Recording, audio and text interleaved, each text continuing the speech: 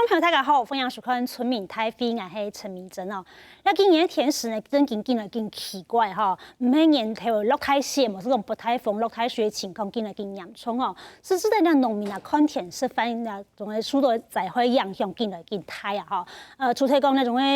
不太风落太水，有天然灾害的时节，农产品冇好输了，价钱又唔降哈。但是买菜市的人呢，又有苦难言，冇买又做唔得，我买多菜又按贵啦哈。但是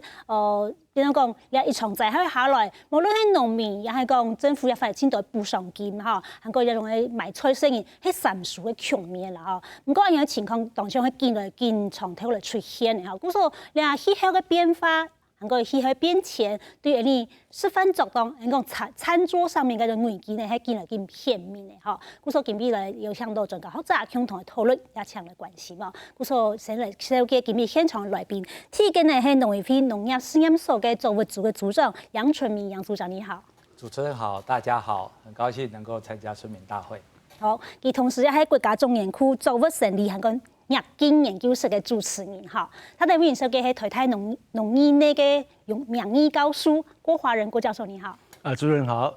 全國觀眾大家好。再來講對天時的研究嘅人係你天氣風險公司氣象繁殖部嘅總監賈新興。本身還有各位觀眾大家好。睇下係講到啦，天時天災天變見來見嚴重嘅，實際看天時反映農民佢受到嘅災害嘅影響啊，見來見大哈。先來看一下你啊今年嘅種嘅農村嘅情況係樣板型。看到係98年嘅時間咧，係有292億元安泰嘅農村，嗰陣時係88風災莫拉克風災，故所呢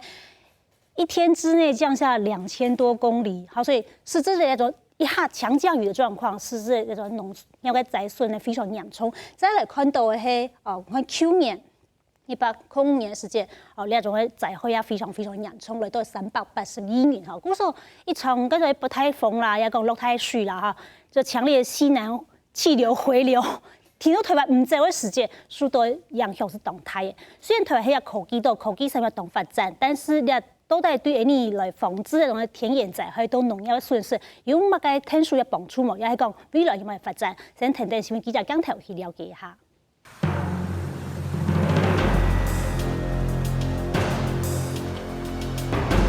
今年貿易季啱啱來，兩年內貿易方面漲來到，高雄同仁山區兩年落嘅億就超過1000毫米。北海岸唔但將博太水，一地都記到未超過會記到。農業損失更加慘，農作物就先佔到水調度。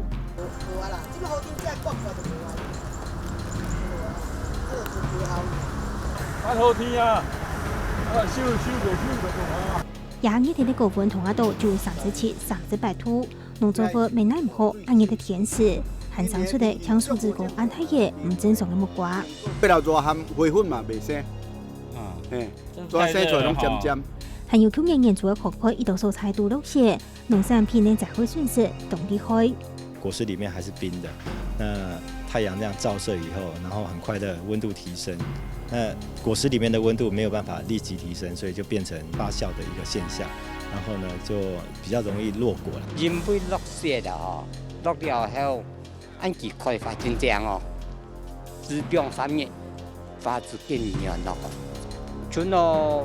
差不多2/10嘅樣。氣候變遷是指到唔正常嘅天氣情形已發生，農作物嘅成長要面對更加大嘅考驗。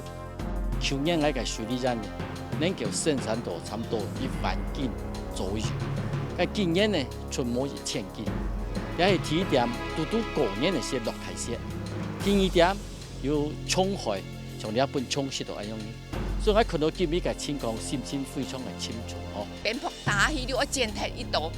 啊，唔是剪鐵啦，你要搶人咯，一粒一粒嘅爛鐵的，一粒一粒去剪鐵，我適當到工錢咯，啊，你剪鐵以後嘅葡萄爬你較濟，賣出去嘅價是又較無安好咧，很多重嘅傷害啦。一種嘅10公年嘅個颱風啫嘛吼，忙是講看到安樣，一講數而媽媽啷個嚟團體咧。幾排同到團體嚟啊，係厲害冇開颱風結態，所以講鴉片咧鴉片鹽嗬，可見講100%往上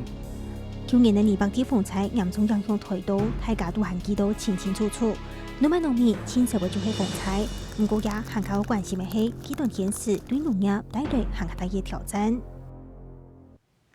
台湾看到此现在，还有对台湾农业的损伤呢，喺从南到北、从西片到东片都有啦哈。无论係风灾呀、太热呀，还有讲天时天冷的冻伤，呀天时天热伤、晒伤哦，种种嘅灾害非常非常的显明啊。故说各种嘅农作业嘅种嘅农民呢，都很苦连天啦。来看一下，那去年呢？年初的时间有霸王级的寒流，故说青岛像草莓啦，或者说像台湾那个狗甲梨、高阶梨啊，哈，都受到严重的冻害，不只是冷害，而且是冻害哈。再就落冰雹哈，5月份呢，5月份其实下冰雹应该是一个蛮特殊的气象现象吧。通常我们台湾在这个梅雨季的时候，有强的那个对流都有机会会下冰雹。另外一个就是夏天，夏天的比较强的午后雷阵雨也会有机会会下冰雹。是因为现在新闻报的这种灾害气象比较多，所以我们觉得好像一天到晚下冰雹，还是说过去其实这种状况不像近几年来这么明显？其实我觉得应该是说现在手机越来越多。大家看到就会拍到，那其实大家的传播会比较多，其实这个也是一个非常重要的原因。那另外一个就是说，确实现在比较不一样的气候，极端的气候，它出现的频率确实也是比较高。好，落台冰雹以后呢，这也是滞留封面有落台水，杀了它的7月、8月、9月，连杀3整年都会强烈的台风啊。甚至在去年呢，可能係农业非常的惨嘛，哈，那农产品稀到大家讲哦。真紧拄唔掉吼，还有嘛个拄唔掉呢？农业天灾救助金的发放，去年来看到105年来到98亿元哦，係历史的新高。你听我讲哦，98年88风灾莫拉克的时间，让发放26亿元的天灾嘅灾害补偿金，但是去年看到台湾嗰種又有寒害，又有凍害，又有冷害，又有風災，又有雨害、熱害等等，看來到98億。历史新高。那我想再请教的就是说，贾总监，未来这种天灾的这种频繁的发生和这个形态，是不是更剧烈、更频繁？我们在农业经营上面该怎么办呢？那我们从这张图可以看到，全世界其实在2012到2017今年有一个很重要的就是所谓的极端天气事件，就是落台雨、暗寒。就是暗热这种天气会越来越多。我们看到它其实都把这个极端气候的都把它列出来了。对，所以这个就告诉我们，就是说全世界不只是台湾，我们很多的地方都需要面对这种极端的天气事件。也就是说，这个气象天气呢，它不按牌理出牌。那为什么会有这样的现象出现呢？我们来看这个温度从这个1880年，然后到这个2016年去年我们可以看到它整个温度的一个变化，其实是越来越高。就是代表就是说暗热越来越热，人家都受不了。那再来有一个就是说落台雨这个是台湾落台雨的记录从这个1小时60分钟大概可以下200多毫米，这个是下在那个澎湖西南气流的影响。当然我们看到这个6小时、12小时、24、48、2日落雨落暗度大概就是2360这个那这个其实是对1年2天就下完。这个是莫拉克台风，所以其实我们从这个资料其实就可以看到，未来这种极端的天气事件越来越多，我们需要面对越来越热，暗热，然后呢不下雨，就是干旱，再来就是雨下的很多，这种暴雨的事件越来越多所以他给他跟的农民朋友。未来其实要面对这种极端的天气事件，其实是越来越频繁，好，那都大家总会面对一个天灾体变，你政府有没有该因应的对策嘛？我先请教一下我们的杨组长，就是说，您是这个作物生理与逆境这看起来这个作物也要这个18般武艺面对这种越来越热、越来越干旱，或者说极端降水的这样一个状况，就是说，我们刚刚看到热是一个持续。很明显的表现，那持续的高温，那作物的病虫害也就越来越多。那这个是不是造成说我们在农作物的选种、育种或者是栽培上面，都必须要有新的思考和因应？刚刚提到的这个病虫害的问题，其实未必是因为纯粹是气温的升高，因为病原、虫源从它的发生、繁殖到它的这个迁移、分布、流行等等，其实都是跟环境息息相关气温、雨、湿度等等，其实都会影响。那因此我们可以想见说，在一个气候快速变迁的情境之下，那它就会改变我们虫跟病，甚至我们的这个杂草等等它的这个发生，或者是繁衍，或者是流行，那当然也会影响到我们农作物的这个生产。那因此呢，我们对于这些所谓的生物性的这个逆境呢，我们随时要去做关心，那随时呢，我们要去做因应。那么所以研究室是每天都在开动，在做相关的研究。对，我们可以这样说，就是说对农业科研部门来讲，那它会有2个大的这个策略方向，一个是从育种，那我们针对生物性或者是非生物性逆境，就刚刚所提到的像热干旱淹水低温等等，那我们借着这个育种去提升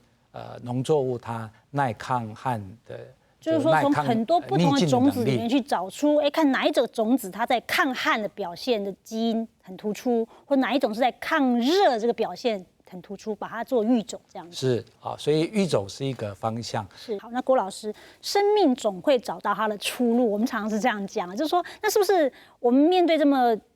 极端的气候，人类其实都有点调适不过来？那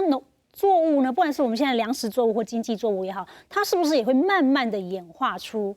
这个它适应环境能力？那我们怎样从这个它的演化当中去找出符合我们人类生存需求，又可以让自然环境得到一个比较好表现的作物呢？那这个造成气候变迁、全球暖化的这一个元凶农业也是一个重要的这个从最早的刀耕火种这种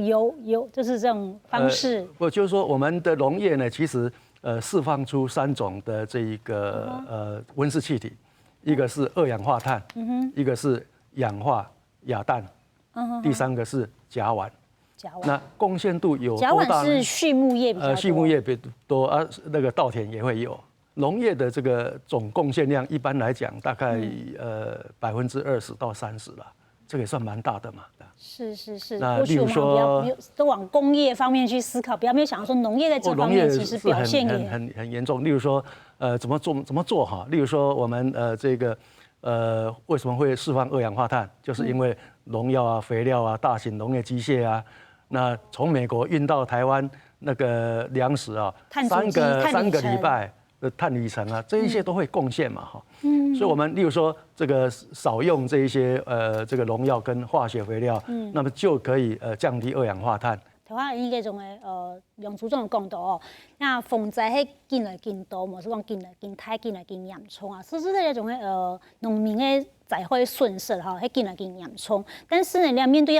不可逆的一个现象，我们这里越来越热，或者说极端变化，这个气候出现的频率是越来越频繁，有的情况还不可逆的。我看各行都转入去但是现体才中的农民，佢面对样的情况，因为这懂无奈何呢，也想讲，其实也就办法都是想的都到底不能坐以待毙嘛看看一般在第一线的田间农民他们的想法是什么？天上那给你刮台风下大雨，你没办法对不对？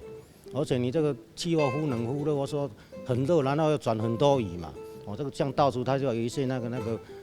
根部那边会长东西出来嘛。像那个我们讲盐什么东西就会很多导致稻子生意都不好很难掌控它的东西了。有时候气候的关系你人力不够，就会出差错了。现在天气变化这么大。如果说能够在这个秧苗跟稻子的品种能够改良一下，那就感觉到，如果说能够发育好，收成就会很好。若是伤热，较会病通害。若寒，伊这个稻若风来会倒。有机的物件是你气候若造成，气候若足热，就无法度，农作物就袂当好迄款的。好收成啦，像遐极端气候嘛，遐呢作物空野的时间嘛，一行就生长好个夹，过一边啊以产量提唔出来，过安尼啦又对安尼啦对使用安尼嘛，果林夹落因因啊，伊比过安尼过抗热地位啊。那个稀稀位东西啊，唔停呀，種到有啲位嚟講啊，一結果嘅嘛唔會結果，稀有呀唔會結果，按雨水又多，那你嘛困難做啊。温室啦，公司在就成本哈，底杯包括底杯设施，还有滴灌设施啊，就有冇呀？加落一分田会大约200万，200万咧对农民来讲，个成本还蛮存钱就嫌负债啦，讲真实的啦。因为一种东西啊，等到种温室咧变成了种安尼高经济作物啦，我冇办法种啊讲啊小黄瓜其他的催泪的比较果木树呢按充足啦。冇因为气候嘅影响尤其雨水一起作嘅时节，民众就会卡到农民乜嘅嘢唔会种黄头嘅。就因为讲，伊要拄到蜜蜂的5、6日的雨水期，所以喺讲从4月的以前，也因为种植木头可以提做采树的话，开面可以增加农民种植个产量的意愿。好，青岛农民提出给他建议啊，比如说抗热的、防风的、耐旱的。好，这温网式这价格又很贵，我拿来种夏季蔬菜，这种大量供应，好像感觉很难回本哈。比如说盖个温网式，也许1公顷要上百万，4、500万都有可能。一把青菜10块、20块来卖何年何月才能够回本？但是这是农民的心声，也是农民的建议。那我不知道说，这个部分，我想先请教我们的这个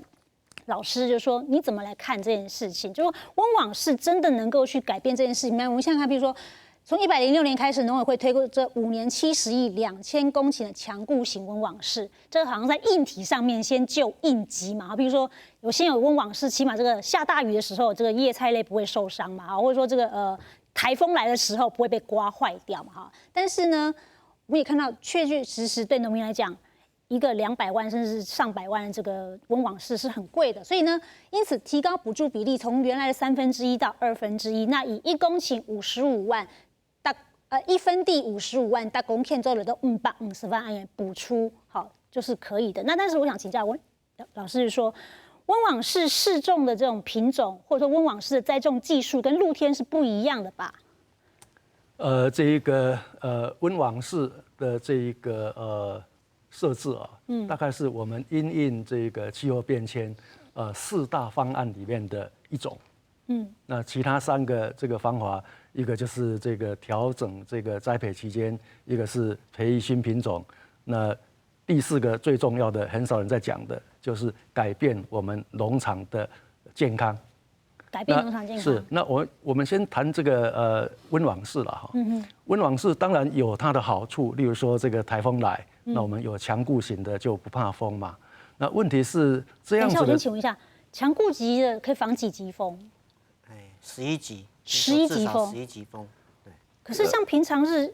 光这个桃园新屋就出现10级强阵风，可以停班停课。所以强固型的这个温网是台风来这17级阵风的时候挡得住吗？这也是一个问号。而且啊，适合这样子的这一个农作物，那大概蔬菜可以了。你大面积的是个水稻果树，那就很难了嘛。那还有这个抗热怎么办呢？那抗热，我们当然也可以这个又吹冷气降温嘛，哈。对。可是现在天气越来越热，温网式里面栽培环境是不是相对也比较热？是啊，所以你假设要这个降温度的话，那要花很大的这个电费啊，所以这个成本就会拉得很高啦。那我想请教一下我们的杨组长，温网式是一个解方，但是它没有办法解决所有的问题啦。当然就是说，那你怎么看这个政策呢？那设施由于它的批复材质的关系，因此设施内它就会形成设施内的这个温室的这个效应，所以设施内的温度确实会比较高，甚至还有些时候会有一些遮阴，造成低光照的现象哦。那所以除了我们选用适合在设施内栽培的物种跟它的品种之外，那我们也可以做适当的这个环境的调控哦。从简单来讲，我们可以有这个所谓的风扇，那我们有喷雾降温啊，那或者是我们可以去调控它根系环境的温度啊。那当然进到比较高阶的话，就等于是吹冷气哦。那所以温度的调控，我们可以让设施啊内的这个作物能够在一个可以生产的这样的一个条件里面。那我想请教杨组长，就是说适合在温网室里面品种，跟我们现在市场上大家消费喜好品种是一致的吗？还是说是有落差的？其实可以是一致，但是我们刚刚提到，就是说，因为在设施内，它相对温度会比较高一点，所以我们会比较耐热型的这样的一个品种，我们进到设施相对会比较合适。好，那我想请教一下郭老师、郭教授，就是说，在我的这个温网室的这个经验里面，就是说没有错，它的确可以隔绝一些外在的伤害，但是不可否认，就是说它虫害也变得很单一，譬如说。它就是特定某一种这种白粉蝶的幼虫，把你整园的菜都吃光光这种状况出现。那温网室是不是也会造成说它毕竟跟露天栽培不一样，它对于虫害这个部分，确实上有一些是技术栽培上面要去做调整，或者说要去做民众的再教育的部分。这一个假设我们仰赖温网室的话，那这一个大概就很难去避免了，因为这个温网室。虽然这个把这个一些病源呢隔绝在外，那么相对的，它也把这个益虫好的菌呢大自然有个露天栽培有个平衡，自然平衡，生物本身自然平衡。所以就整体讲起来，我们要因应这个气候变迁，其实有一个很关键的，就是要这个培养农作物呢一个健全的体质。那假设它体质好，当然它就可以忍受一些这个外来的影响嘛哈。那这一个怎么培养呢？那这个最重要就是这个土壤要健康。土壤要健康，那这个就是有机农业的这个诉求了。那有机农业呢，那么基本上它这个有2个好处，一个就是有机农业，那么它讲求这个有机肥，那不用这个化学肥料，在这个情况之下呢，土壤的有机质会增加很多。那有机质增加很多呢，它可以含养一些水分。所以美国有一个实验呢，那你这个惯性的，那你干旱的时候，适度干旱呢，它产量不好，有机的反而没有问题。所以这个就是有机质可以让这个农作物度过呢稍微干旱的一个年代。这倒是颠覆我们很多人对有机农业的想象，就觉得说有机农业是比较耗工耗时，但是相对产量比较低，因为它不施用这个农药嘛，所以感觉起来好像这个虫害比较多。但是事实上，它的好处好像不只是这样子。是除了刚刚那个这一个有机质增加以外，那有机农业另外一个好处就是它可以这个让农场有很丰富的生物多样性。那这些生物呢，这个有3个好处，一个是它可以制造肥料，像蚯蚓就会翻土，会制造一些肥料。一些固氮菌或者溶磷菌哈，它都可以提供肥料。它可以帮忙农作物吸收肥料。那么然后它可以抵抗病虫害，可以帮忙农作物抵抗病虫害。它是也许是某种病虫的天敌。对，就是说这个生物多样性丰富以后呢，那么其实这个虽然害虫多，但是益虫也很多，所以它会被虫咬一些，但是它会维持一个比较平衡的这个收获。然后呢，在这样子的体质之下呢，那么你气候变迁它比较忍受力会比这一个惯性的还要好。例如说，举一个例子，假设我们台风来，雨水一多呢，很多水稻田都倒伏了。对。但是有很多做有机、做自然农法的农民，他说：“你看我的水稻不会倒伏。”那就是它的这个植物长得比较健康一点。我们过度强调产量，给予这提高产量，这个肥料太多的时候，反而导致稻子本身它的这个体质不好，容易被强风吹倒。过去我们都有留种的这个技术，但是它留种呢，因为它可以这个商业化、商品化，这个农作物是越来越多，我是搞本这个秧苗中心啊、育苗中心去做所以。留种、现种、育种，按样型的技术，都农村要天天的是熟悉提起的。那种的技术熟悉，对你规则提话讲到的，农业面对这种田园灾害、气候变迁嘛影响啊，像先等等新闻记者讲头去了解一下两个问题。留起来，含也不谈的晒。包括冬瓜叶，我来做古田园的做，阿婆婆一做就系60年，变相就系其保存的蔬菜。就这个的。这变相变起来的，那是去年还没冇掉来啦。也规定来嘅番瓜、冬瓜都係阿伯婆自家留种出来嘅。菜种全部俺自家留，全部自家留，是还好啊，不是满意的呀。叫俺们种的啦，往古人俺们有留种啊。也嘅饭头太热嘅時節，農民咪要自家做種。放伊來曬澡，曬澡的話都等到烘里去種，仍然可以種涼氣。頭期嘅有啊，放到天熱去種，天熱去放起來就慢年嘅頭期種。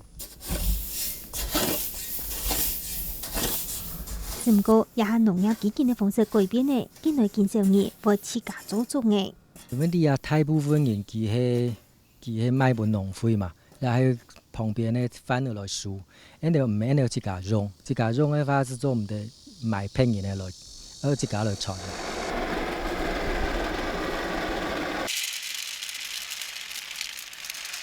就算限地有人自家做種嘅，不過農業試驗所嘅國家種園區保種係佢哋當重要嘅任務。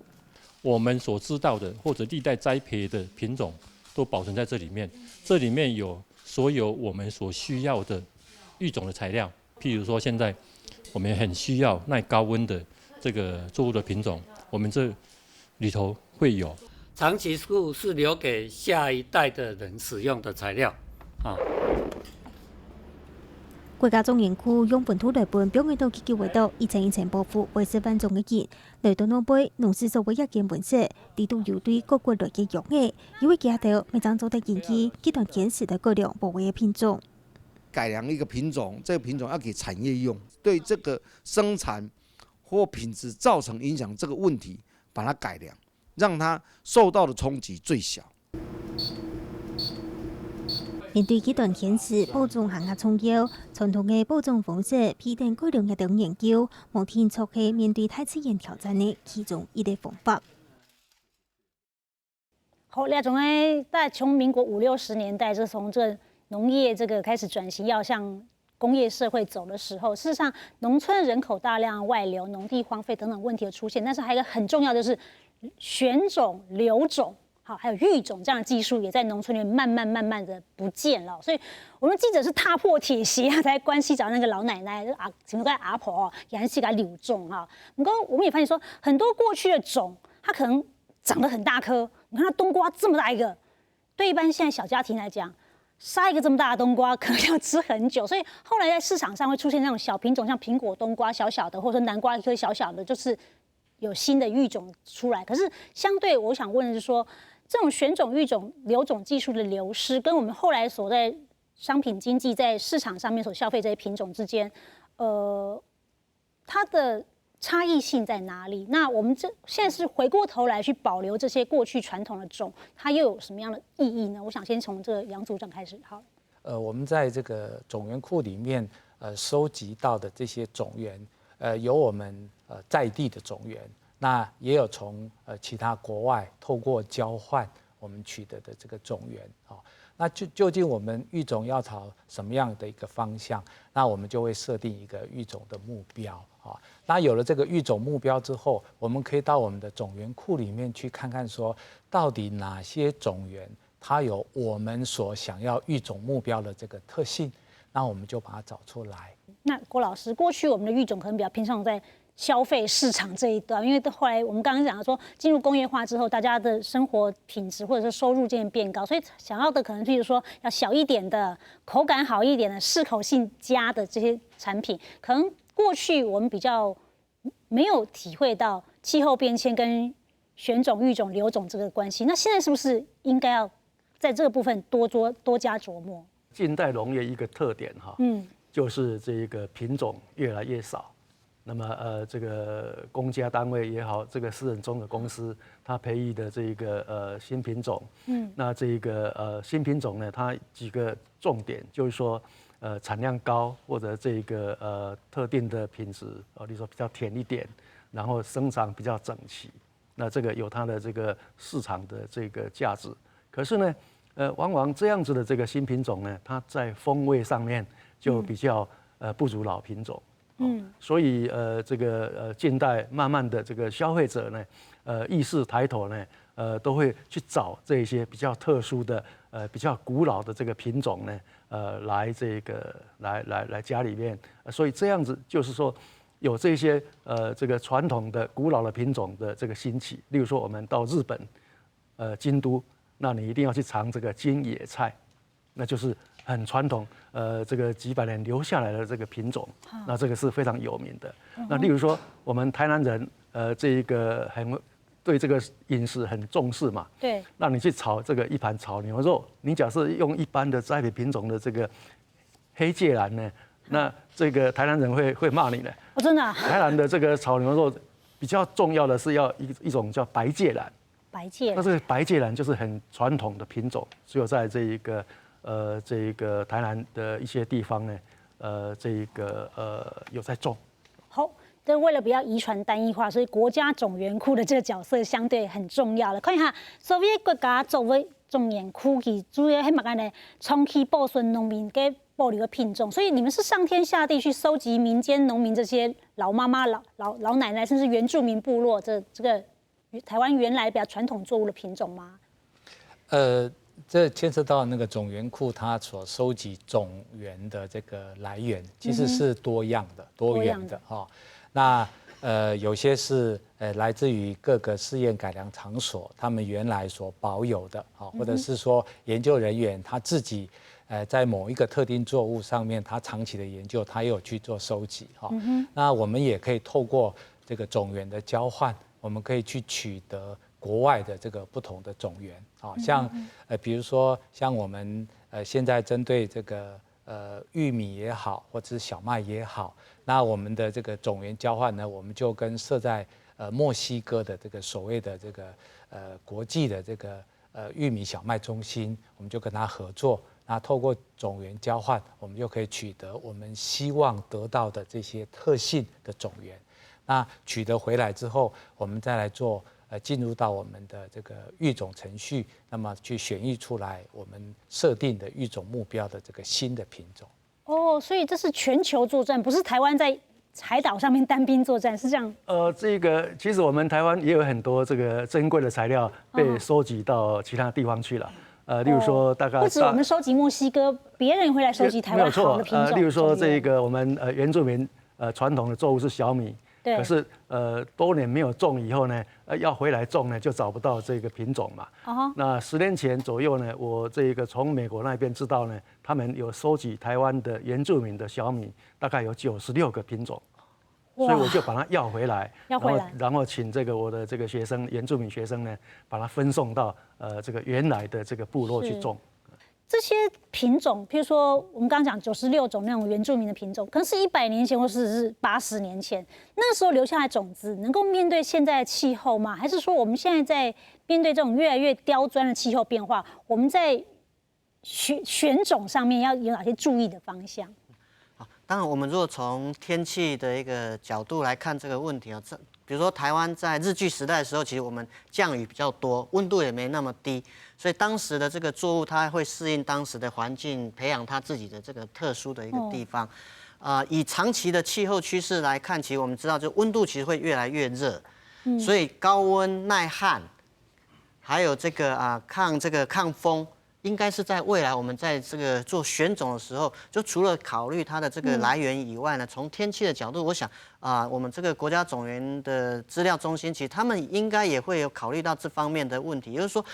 过去的种是不是适合未来的这种气候的一个趋势，他们也应该会做随时一个动态的一个在选种的一个调整。所以我想这个是我们必须要了解，就气候其实它是一直在变化，要它个气候同。未来的氣候係唔通用嘅。對啊，100年前的台灣的填食勞力還沒有通用，可能30年後，因為現在這基期要縮短，可能30年後台灣沒有通用。那我想請教一下郭老師，我們剛剛影片中有看一個老奶奶哦，她就說，這個冬瓜的種子哦，是我去年留的，那她也翻出他們家冰箱裡面，這是去年沒有種完的。那一般的農民，他譬如說自己留種哈，不管是留菜種、留瓜種、留谷種都好。它怎樣去保存呢？是放冰箱就好了嗎？那怎樣維持它的活性？或者說3年5年不種之後，它這種子還能夠發芽，還能夠有好的表現嗎？怎麼樣保存？民間如果要來做的話，這個民間保存，我們把它稱為農民保種。农民保种？这是近7、8年来，那我跟几个这个民间团体在推动的一个农民保种运动。那这样子的这一个保种跟国家作物种源库的保种呢，它基本上这一个方向这个跟方法有这个完全的不同。那国家种源库是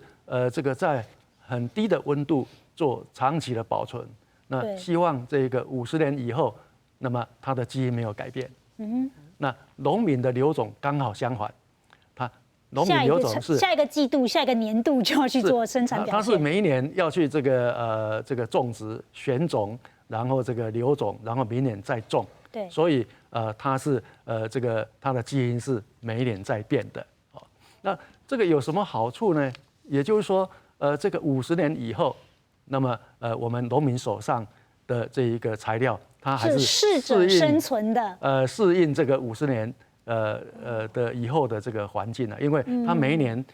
都会这个选最好的、长得最好的这个植株来这个留种嘛。那所以你慢慢的这个温度往上升呢，那么每一年选的都是合适当时候的这个气温，所以它的这一个它的效果呢是跟国家种源库是不一样的。好。台湾过去8年的年平均的增加是1.4度嘛，过去100年台湾的均温是增加了1.4度这样子，所以我们的选育种，假设我们以水稻来讲好了，在2100年，也许这增加温度是3度4度，那我们的这个育种就会以增加3度到4度当做是一个目标基期，也要达成这个目标，所以。观众跟我都不用太多虑，就是说我们其实这个大数据的掌握，或者说这是比较前瞻的这种预警，都有看到这样的一个，是不是？那组长要补充的？是，确实是这样子哈。那针对气候的变迁，它是会可能会带来什么样的一个情境？那也许因为时间比较长，可是我们可以透过一个模式的模拟，那来预期说，可能30年后、50年后。我们整个的一个气象环境会是一个什么样的环境？好，那所以对于育种人员来讲，那么他就可以朝这些可能的情境，那我们去做我们的育种目标来达成。好，那对于某些特定需要的这些成分来讲，那我们这就看看我们的这个消费者的习性，跟对于这些特定的这些机能成分它的需求，然后我们可以做适当的选育。那我想要请教郭老师，就是说，刚刚您讲说，其实你们在推农民保种这样的运动嘛，那农民其实是散布全台湾各地，种的作物也是很多样性嘛，哈。那跟国家种源库之间，我们可以互相合作吗？因为毕竟研究人员就那么几个嘛，哈，这个经费我们也知道，这预算好像逐年在下降当中，而且你看农损的这个预算是每年一直在提高，吃掉农委会很多预算，所以民力可用这样一个思考角度下面。农民的参与式育种是不是也是一个很重要的一个方向，或者说我们可以跟政府部门来互相协力的部分？是的，这个美珍这个点出一个我们台湾农委会还没有注意到的这一个方向，就是参与式的育种。那农民保种当然它可以这个选出这个比较壮的这个植物了，可是呢有时候。你这个材料本身就没有那个基因呢，你怎么选你选不出来，所以农民保种也没有那么厉害了。所以这个时候就到国家种源库里面去寻找合适的。就需要这一个农民跟育种家的合作，这个叫参与式的这个育种。也就是说，农民有什么需求，你想这个得到怎样子的品种呢？那你告诉这个育种家，那育种家会去找这个材料。哪一些母本、副本有这样子的这个基因，有这样子的特性？没有的话，国外总是有吧，把它找来，然后在这个厂里面去跟本地的品种交配。那过去交配一直到这个品种完成，这5、6年、7、8年的时间都是在厂里面。可是呢，参与式育种它是交配了以后，到了第2代、第3代呢，他就把这个材料送给不同的这个农民。那不同的农民在他自己的农场来做这个选种，透过育种家的这个指导做选种。那在这个情况之下，同样的时间，我们可以创造出很多的品种，每一个品种都适应当地的这个气候。你下可能那个研究单位推到田间的施种的时间，可能大家像以粮食作物来讲，可能会选择那个产量表现最好的，这也造成说我们的这个水稻品种比较单一性，因为大家都去抢种那个公粮收购，可以产量表现比较好，相对啊实质的那个你粮食作物的单一性跟问题啊，所以浮现起了。台湾讲到17世纪的爱尔兰这马铃薯饥荒，说单一性的作物，它确实把它当作是粮食作物，会产生这种病虫害发生的时候会产生很大危机。所以，是不是民间参与保种可以保有生物多样性还有活力？哈，所以国家种研科和各位一般农民嘅保种都无共用的因污基因都出来了哈。那我想接下来请教我们的贾总监，说好。那是不是在新的这气候变迁的这个条件之下，农民在选种育种上面说也要有一些观念上的配合改变？那这个在气象方面，你会给他们什么样的一个从长期来看有一些这个观念上的改变？未来在这个选种育种，其实我们面对极端高温的一个形态会越来越多，而且这个高温的基准会越来越明显。如果以这个基准预测啦，在2100年的时候。最坏的情境，大概以全球角度上面来看啊，大概是4度到5度的升温。普通来讲的话，大概就是现在认为最可能发生大概3度到4度的一个情境。最好，如果说大家去做好这个节能减碳，我们当然是希望说在1.5度到2度。所以这个是温度。所以可是呢，除了就是温度以外呢，像这种所谓这种热浪，就是说。炎热的天气越来越多，那它对这个作物的一个影响啊，它到底是我们在做育种的时候可能也会考量。所以刚刚好像老师也有提到，对。那再来一个就是说，雨下太多淹水啊，淹水的一个情况造成我们田间的积水，所以怎么样让这个育种的这个作物呢，它也能够适应这种淹水？可是除了淹水以外，我们又要特别留意，就是说又不下雨。干旱，长期时间不下雨，这种干旱没有水可以用哈，所以我想就是说，我们从这个长期的气候趋势的角度上面看起来除了就是说刚刚的育种人员，其实他们在这个科学上面有这样的一个认知以外，那一般农民呢，其实我们可能要有一个概念，也就是说这里提到一个农业的气候风险的一个认知啊。第一个就是说，大家都要知道，就是说这个气候变迁，气候跟以前没通用现在越来越热，降雨越来越多，又干旱所以这个第一个这个认知非常非常重要，所以我们农民刚刚也看到，就是农民的心声，天气越来越变化越来越大，对啊，木瓜长成这样子，对，台风又高温等等所以第一个一定要知道。当然了，另外除了这个知道这个气候的变化以外呢，农民有很多的这个气象的资讯呢，是从哪里来？人家得这个空天师，可是呢，天师他又不能一直在播，他有时候会播这个记录。对，好，所以要得给观众所以就是说可能要特别注意一下，就是说不要只是看天师因为天师的资讯不完整。那当然呢，我相信很多的农友又看什么农民历，错，农民历看跟农民历它是什么时候就要种什么，可是就是说它的气候跟以前、跟现在、跟未来其实都不太一样，所以这个农民历电视呢，其实对我们在获得这个气象的资讯，台风要不要来，要不要抢收，要不要抢种等等呢，其实都不是一个很好的一个来源所以这个也是就是说，未来我们农民在面对这个气象资讯的时候，我们要调整农民历的策略也要去调整，也不要只是看电视因为现在气象的预报，不管是气象局或是民间的公司，或是说我们在客家电视台其实也都会提供一个比较新完整的一个资讯所以这个是一个很重要的一个资讯来源。面对气候变迁，资讯的来源其实非常非常的重要。好，那资讯来源非常非常重要，所以不单止是看那种天师播了风灾。还讲做水灾、气象变化天天，我们也不可否认、不可忽略另外一股声音。从1996年开始，基因改造作物就开始面世了嘛，所以基改作物已经出现21年了。基改作物是不是面对极端气候一个好的良方解方？这个论战事实上一直都存在。那我不知道说郭老师你怎么看待基改作物？它如果说有很好的抗旱表现、防风表现、耐热表现，真的？我们只要看中它在这些方面表现就够了吗？还是说它有一些隐藏性的东西，事实上是我们可能不知道的，或者说我们比较没有去注意到的，你可以告诉我们吗？是，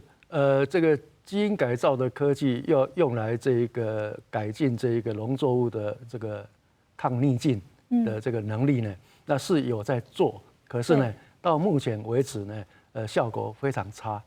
有一个这个孟山都的品种，它号称呢可以这个耐干旱，结果美国农部试看看呢，好像没有什么太好的效果。那反而呢，传统育种在这一方面有长足的进步。例如说，这个大豆本来就是很怕这个淹水嘛，可是呢，美国他们就从越南呢引进一个可以耐淹水的大豆。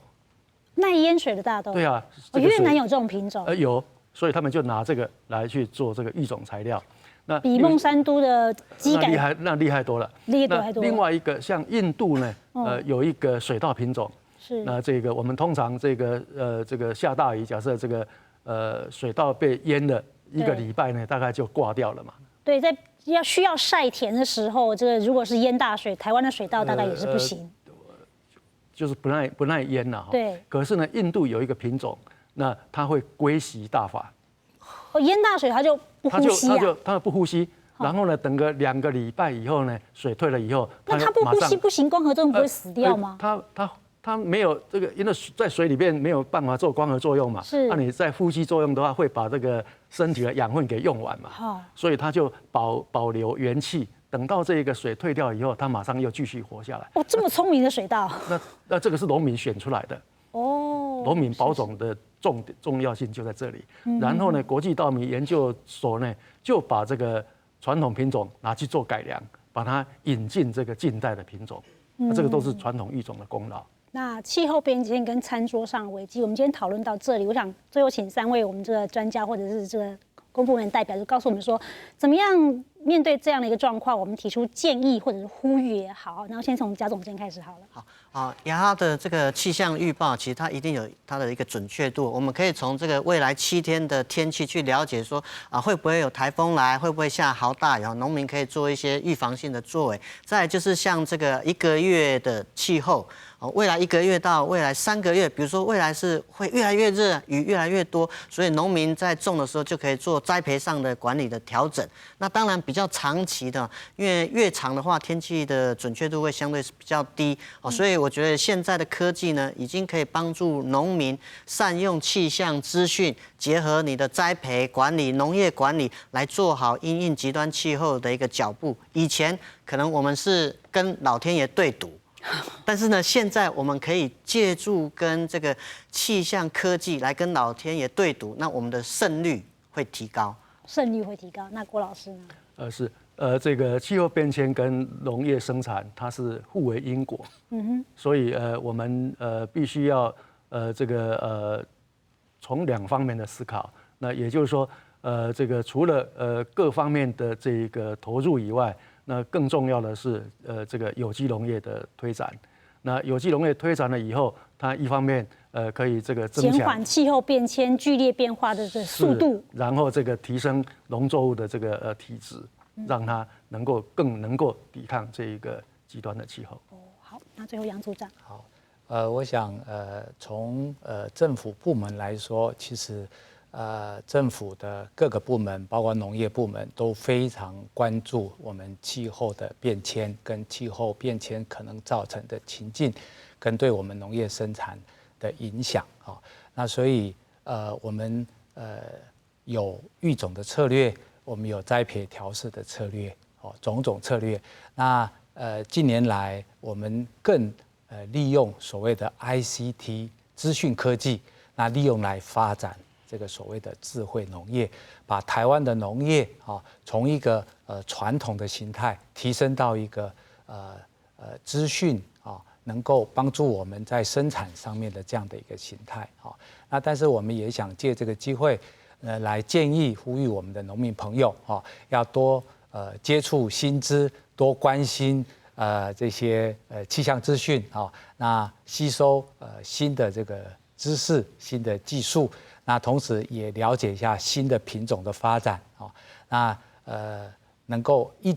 大家一起来为我们这个台湾农业的永续跟我们的粮食安全来一起努力贡献心力。谢谢。好。都因为农业是传统的产业，农业是个传统的产业吗？好像不是哈。面对新的气候变化、新的时代，种新的知识、新的技术进出来，农民其实也要与时俱进哈。所以，加上去做农的人呢，所以天天研究就会特别讲留种哈、留各种、留菜人呢、留菜种、留瓜种的留种的技术哈，传承下去。韩国消费者呢，他把吃一下传统的野菜哈。如果说你在市场上看到野菜的时候，吃看，也许口味上面比较独特一点，但是呢，你可能天天从你消费这个习惯的改变，亚洲的天数的农业面对了极端的气候变化，一个力量，所以都个改变了天数以下，大家向下来做。面对了气候变迁，韩国就会翻造当官危机呢，二老外都有一面，二老外要做在出力的天数了哈。然后今天村民台飞感谢您的收看，下礼拜请持续收听村民台飞，送大家安子 C。